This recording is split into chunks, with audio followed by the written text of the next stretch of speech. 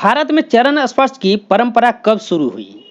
हमारा देश भारत संस्कारों का देश माना जाता है।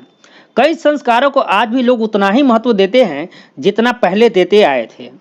उन्हीं संस्कारों में से एक है छोटों द्वारा अपने घर के बड़े सदस्यों का चरण स्पर्श करके बड़ों का आशीर्वाद लेना। भारत में चरण स्पर्श बहुत ही प्राचीन परंपरा है। प्राचीन काल में जब ऋषि मुनि संत जन किसी राज दरबार में आते थे तो राजा पहले शुद्ध जल से उनके चरण धोते थे। उसके बाद चरण स्पर्श करके उनका आशीर्वाद लेते थे। इसके पीछे यह धारणा थी कि जो संत या मुनि चल कर आते थे तो वह एकाएक शुभ आशीर्वाद देने की स्थिति में नहीं होते थे, क्योंकि थकान और मानसिक बेचैनी होती थी। जल से चरण धोने के बाद जब उनके चरण जल के संपर्क में आ जाते थे तो वह सामान्य स्थिति में आ जाते थे।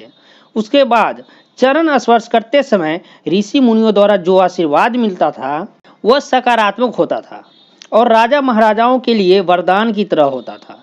जिस व्यक्ति के चरण स्पर्श किए जाते हैं उसके हाथ सहज ही चरण स्पर्श करने के सिर पर आ जाते हैं, जिसके कारण उस स्थान पर एक सक्रियता उत्पन्न हो जाती है जो हमारे शरीर में सकारात्मक प्रभाव डालता है।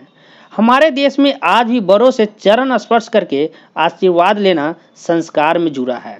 बड़ों के चरण स्पर्श करके आशीर्वाद लेने से हमें हमेशा सकारात्मक और खुश रहने का आशीष मिलता है, जो हमेशा हमारे भले के लिए होता है। किसी के चरण स्पर्श हम तभी करते हैं जब हमारे दिल में उनके प्रति सम्मान की भावना होती है। इस तरह से हम झुकना सीखते हैं, जो हमें अहंकारी होने से भी बचाता है। चरण स्पर्श करने की परंपरा का सम्मान करके हम अपने संस्कारों को भी महत्व देना सीखते हैं। तो ये पुराने विचार सुनकर आप लोगों को कैसा महसूस हुआ, कमेंट में जरूर जवाब दीजिएगा। ऐसे ही इंटरेस्टिंग अमेजिंग वीडियो के लिए एक लाइक शेयर सब्सक्राइब। मिलते हैं अगली वीडियो में।